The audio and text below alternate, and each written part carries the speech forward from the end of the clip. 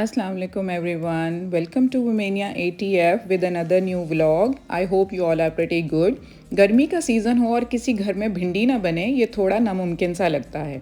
100 में से 2 लोग ऐसे होंगे जिनको भिंडी पसंद नहीं होगी।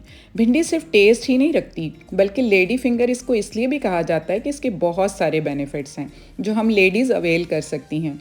इसके अंदर जो कुदरती म्यूकस गम या लेस पाई जाती है वो हड्डियों जोड़ों के लिए तो बेनिफिशियल है ही, बट हमारे हेयर के लिए एक नेचुरल केराटिन है। जी हाँ, आज जो रेमेडी आपसे शेयर कर रही हूँ वो बिल्कुल आसान और हर चीज़ नेचुरल और इजीली अवेलेबल है।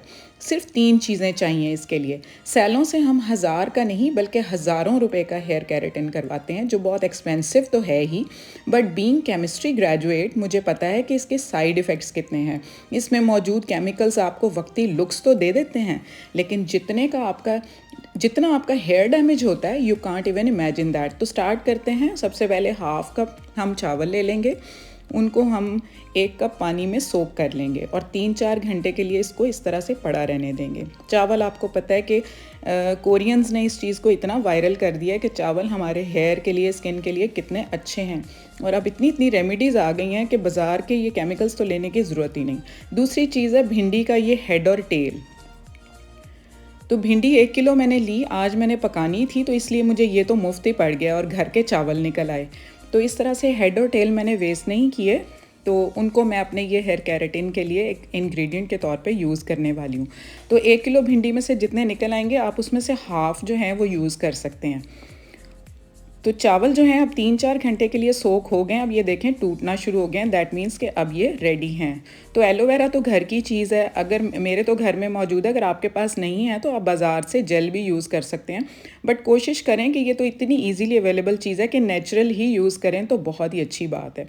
तो उसमें से मैंने एलोवेरा जेल जो है वो इस तरह से रिमूव कर लिया और ये मेरा तीसरा इंग्रेडिएंट हो गया जो कि मुझे तो इजीली अवेलेबल लगा। मेरा ख्याल है कि आप लोगों को इतनी अक्ल आ गई कि सब घरों में मौजूद होता है। तो ये जेल मैं यूज़ कर रही हूँ। सबसे पहले जेल डाल दिया, उसके बाद चावल डाल दिए पानी समेत, उसके बाद ये हेड और टेल डाल दिए भिंडी के। तो उसको मैंने अच्छे से ब्लेंड कर लिया।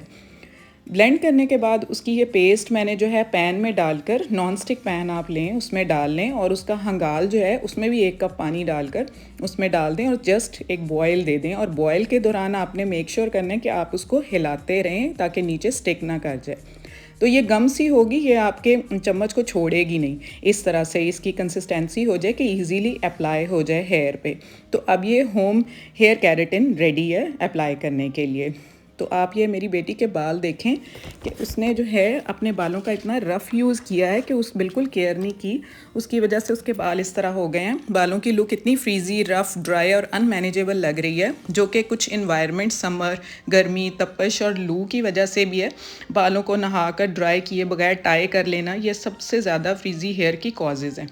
तो इस तरह से मैंने टेल को हमसे अब उसके जो है सेक्शंस लिए, बालों के छोटे छोटे सेक्शंस आपने लेने हैं ताकि स्कैल्प जो है वो नेकेड हो जाए और आप अच्छे से रूट्स पे अप्लाई कर सकें। सबसे पहले तो इस तरह से, अगर आपके पास टेल कॉम नहीं है तो आप हाथ से ही छोटे छोटे सेक्शंस निकालें और इस तरह से पहले आप रूट्स में अप्लाई कर लें इस सारे को इस तरह से।